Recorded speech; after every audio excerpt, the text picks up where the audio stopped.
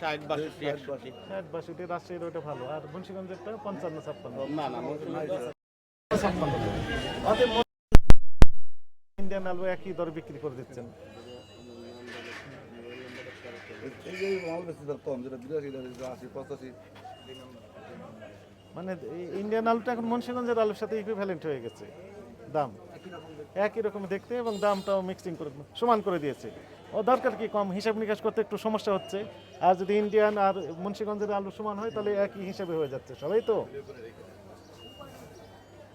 না, আমরা তো ইন্ডিয়ান করে বিক্রি করি।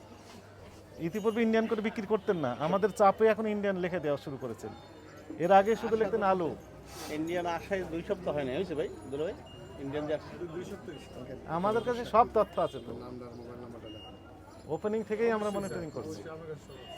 প্রথমে আপনার কেউ লিখে দেননি, নো বডি, শুধু লিখতেন আলু।